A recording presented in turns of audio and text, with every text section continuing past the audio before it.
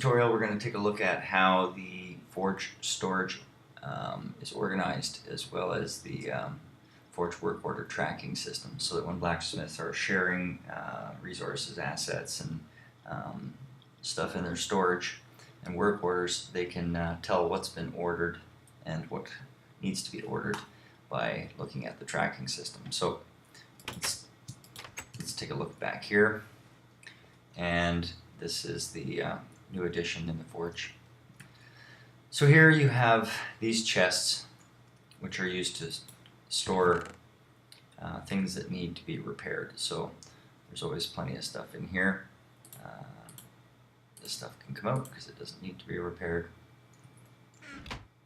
And when blacksmiths come in, they would check their receiving and pull out anything that needs repairs, free up their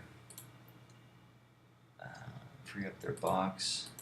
This is probably with that. This stuff goes here. This may be a sword. So those will be just general items that have come into the forge and that require repair.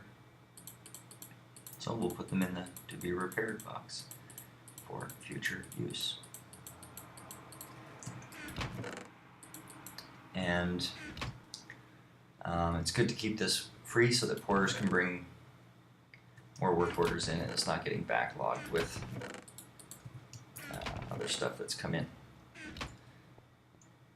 So that's what these three boxes are for. These are the repairs boxes, to be repaired boxes. And then over here we have active work orders. So when a blacksmith starts a work order and can't complete it, the work order can be stored here and it's in progress, so another blacksmith can come along and say, okay, here's where the work orders we're working on are, and I need to finish these up, because these will be a little bit more priority probably than the ones that have just come in, since if they're here, they've been sitting here longer. This is the weapons box, so this is where blacksmiths will store all their ready-to-go weapons that are ready to be shipped and used. This will be everything armor related, so ready to go armor. Over here you have all picks that are ready to go, and this will be all shovels that are ready to go. These can go in here.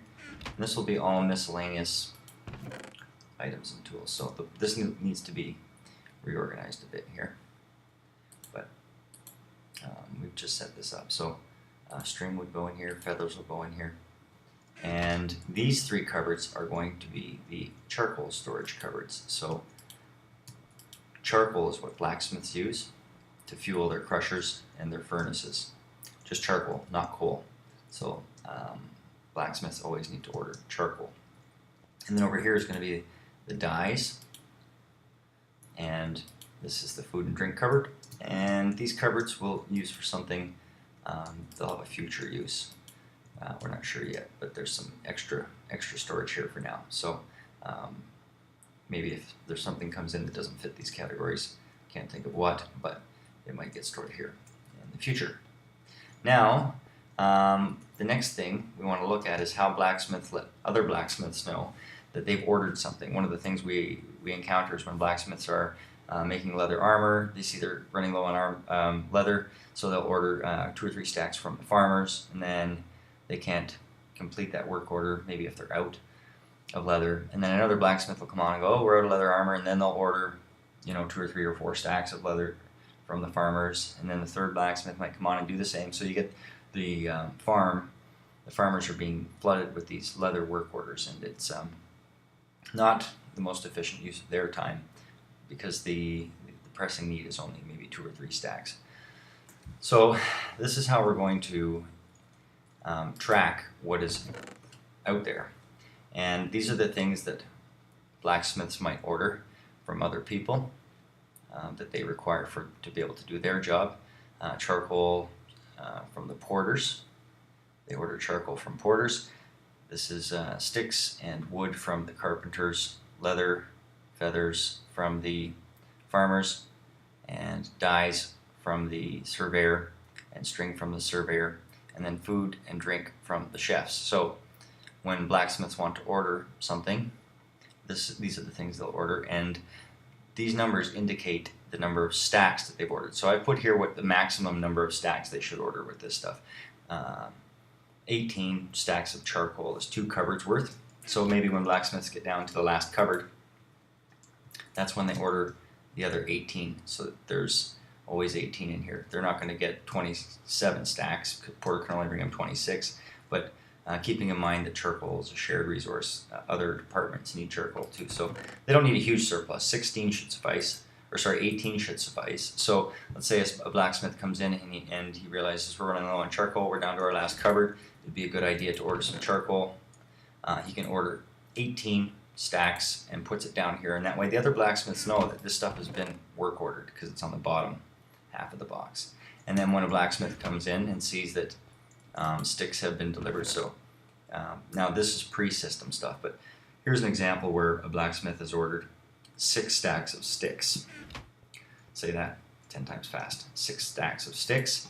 So if this system was in place at that time when FireGamer made that work order, he would have done this. 1, 2, 3, 4, 5, 6. So he's letting the other carpenters know, or sorry, the other blacksmiths know that he's ordered 6 stacks of sticks from the carpenters, and that's how they would know. So when they come in, when the sticks do come in, which they have, the blacksmith would take these sticks out, burn this book, and then put these back here, update the box to let the other blacksmiths know that we're loaded on sticks.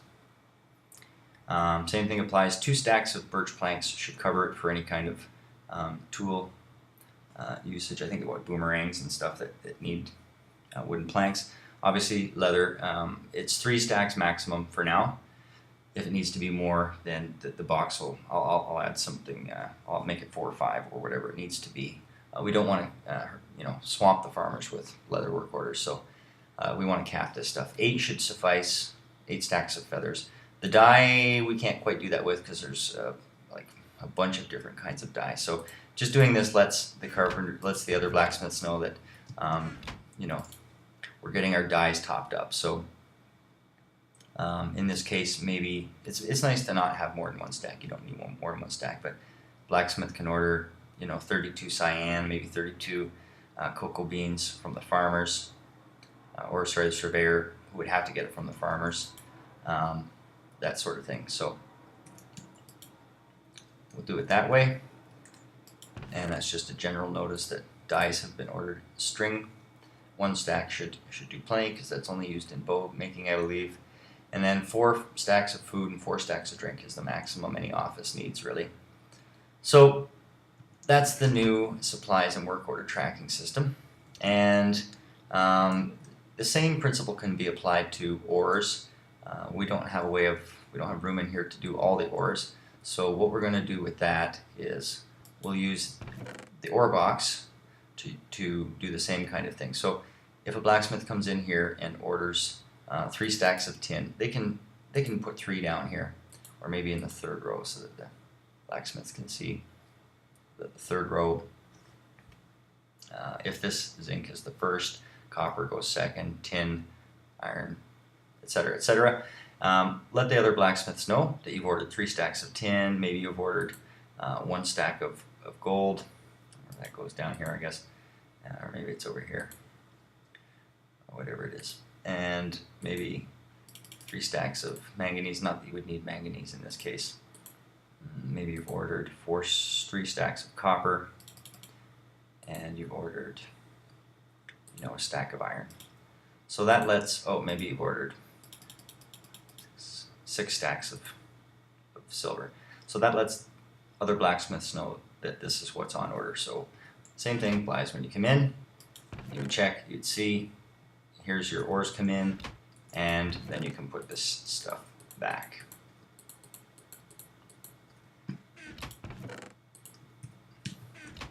And that is the new organizational system for the forge, as well as the supplies and work order tracking system and or reordering system.